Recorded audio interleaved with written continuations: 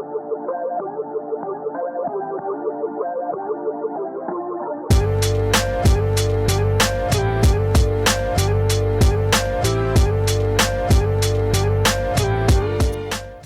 hi and hello and a warm welcome to you if you have decided to watch this video. For those of you that don't know me, my name is James and this is my account Chronic James. And today I am here to talk about pain, a subject matter that has actually delayed the filming of this video for the last 3 weeks. And I just couldn't bring myself to film it because there's nothing worse than talking about pain when you are in pain. Am I right or am I right? So pain. 4 little letters, one huge meaning, and for a lot of us, quite the journey. Luckily, growing up, I didn't really have that much of a relationship with pain. I can literally count on one hand the amount of painful experiences that I really had. That was until I injured my back, and I slowly began to look through the window of pain. Little did I know I would slip, lose my footing, and my face would go fully through the window, and I would be left facing a life where I have to navigate pain on a daily basis. Learning to deal with pain has been by far one of the hardest journeys that I have ever had to go through. And it's pretty much something that we are left to deal with alone, which is a difficult place to be left, especially when things start to feel a little bit overwhelming. And then one day you find yourself at a medical appointment and the person that is supposed to be helping you with your pain turns around to you and says to you that this pain is all in your head. Mother...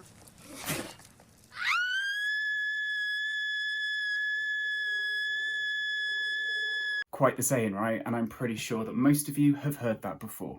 When I was first greeted with this toxic phrase, I really didn't know what to make of it. All it actually did was send me down a path of further confusion and one hell of a lot of self-torment. I'm in a glass case of emotion! However, the boy that I am always wants proof, so I went in search of the answers. I began to research what this saying really meant, and more importantly, how the world of pain works. And as I concluded my research, I discovered that the worst phrase ever created was in fact correct. Now, before you throw your phone through the air saying, "Piss off, James, dinner's ready!" Oh, my nose! Don't you dare tell me this pain is in my head, let me explain. To understand this comment, we actually have to delve into the inner workings of the brain and the nervous system. Pain is a general term that usually describes uncomfortable sensations within the body, and it stems from the activation of the nervous system. Pain can range from annoying to debilitating, and it can feel like a sharp stabbing or a dull ache. Pain can also be described as throbbing, stinging, sore, and pinching. That, however, is a very bog standard description of what pain is. Pain is so much more, and it's actually a really in-depth and intricate system. And buried within this system is the meaning behind that very toxic saying. Now, we experience pain as part of our fight or flight programming. This programming affects so many aspects of our life, like fear and anxiety. But one of the main functions it provides for is the registering and the manufacturing of pain. If we stub our toe, burn our hand, sensory receptors, which lie underneath our skin, send a message via nerve fibres, A delta fibres, and C fibres if you want to get technical with it. Sassy. These fibres travel up the spinal cord and into the brain, where the signal of pain is registered and then created. Once this transaction has been completed, this created pain signal then travels back from the brain, back down the spinal cord to the area where the pain is coming from. This creates pain in the area, alerting you to the issue so you can do something about it.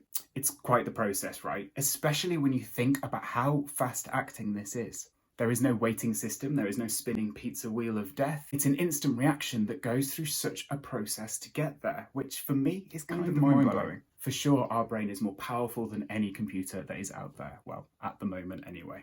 Terminator could still happen. Sarah Connor. Did anything I've just said resonate with you? Has it made you think a little bit more now about where pain is created? This system effectively saves our lives. It really gives us the awareness we need to function as human beings. And without this function, we would act very differently. Without the brain, there would be no pain. If our brain didn't create this signal and we were to cut our finger off, we would just walk around not feeling any difference until we've literally bled out. Go to the other side. Now, this system that does serve us so well on so many levels, unfortunately has its flaws when it's put under the pressure of dealing with a chronic condition. In some conditions, the pain receptors can become very delicate and even damaged. sending signals all around the body, creating pain in places where you have never felt it before, and with no cause or damage to justify this pain that we are feeling. There is also a thing called pain memory, where if you have an old injury or have had significant pain in one place, your brain, a little bit like the iCloud, will hold on to that information. And as part of the glitch that can come with certain chronic illness, we can end up getting ghosted by pain that has no reason to be there.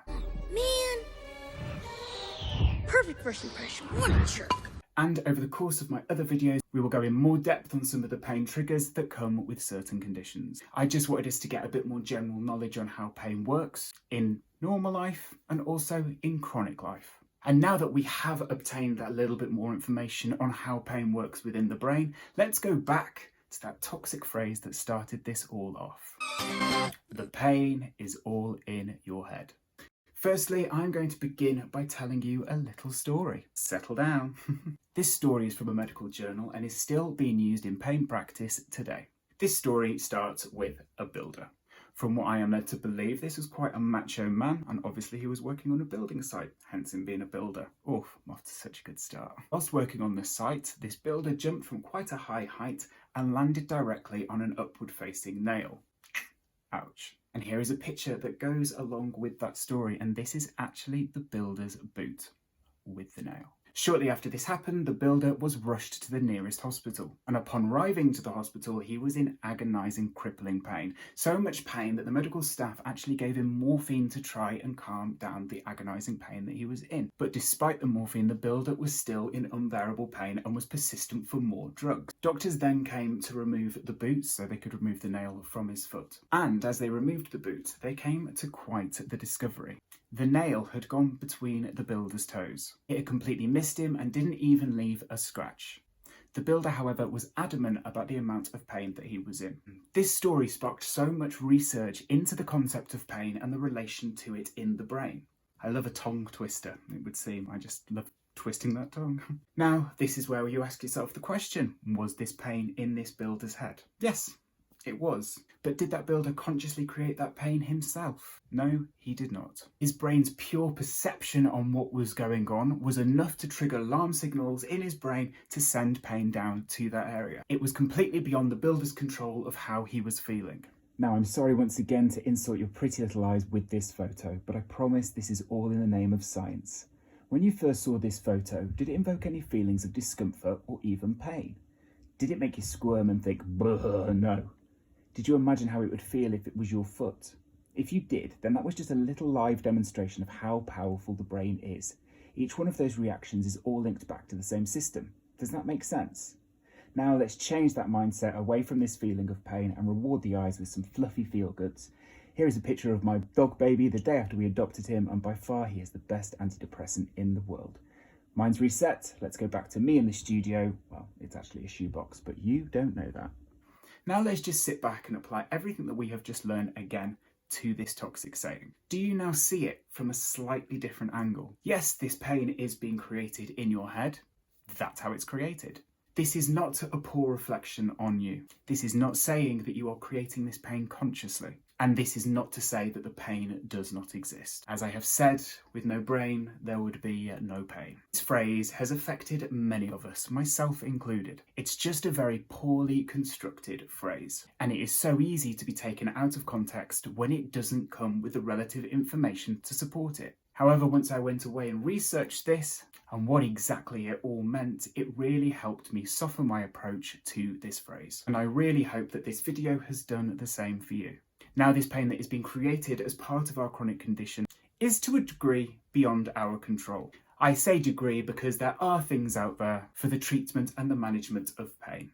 And I'm just going to go briefly over some of those points now. Over the course of my other videos, I am going to be looking in more depth on these treatment methods and giving them a little bit more of a one-on-one basis so we get all of the correct information. So just consider this a quick brief drive-by.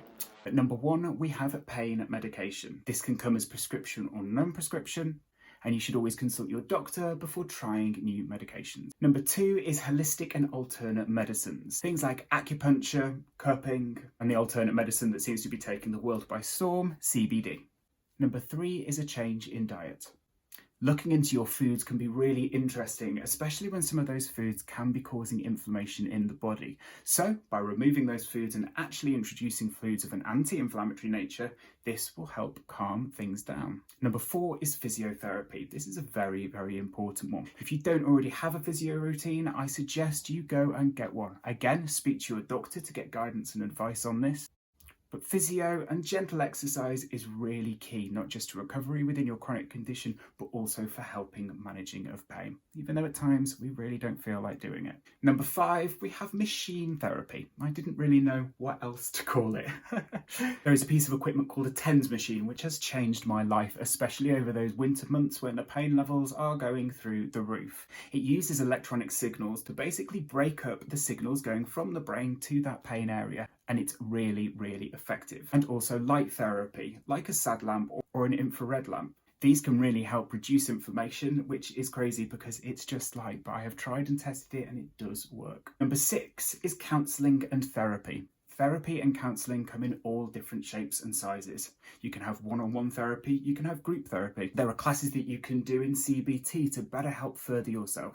And there are also expert patient programs where you can go and learn more about pain, not just about pain, but dealing with a long-term health condition as a whole. Again, if you have more questions on that, then contact your doctor and see what is available to you in your community, because you'll probably be quite surprised by what is available. And number 7, my final little tip, is mindfulness and meditation. Do not be discouraged by this traditional practice. It has proven to really, really calm pain signals down, and just learning to breathe properly can really help alleviate pain. Tried and tested. If it's something you've not done before, there are a lot of apps out there that really start you off on a nice meditation or mindfulness journey. But again, it's a very, very key part to calming down pain. Pain, like we know, is created in the brain. So by calming that brain down, we can calm down those pain signals as well. Now, in order for us to get better and not just take control of our pain, but our chronic condition as a whole, we need to become experts of our condition. And we also need to become managers of our condition. Technically, we are chronicers. I quite like that.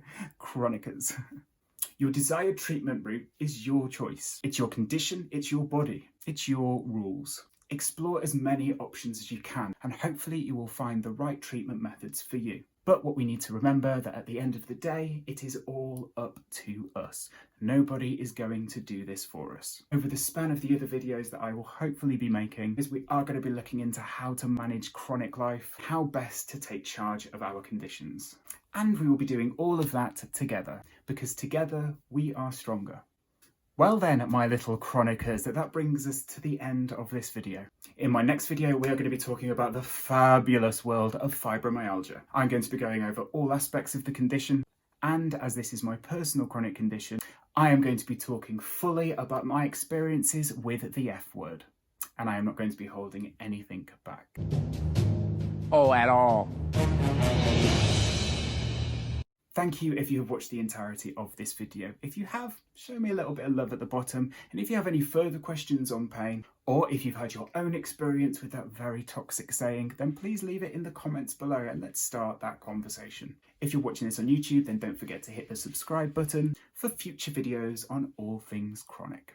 And head over to my Instagram at ChronicJames for daily positive quotes that I post purely for myself to follow. Thank you again for watching this, and hopefully I will see you all very, very soon. Goodbye, my chronicers. I love that word. God, I'm such a geek.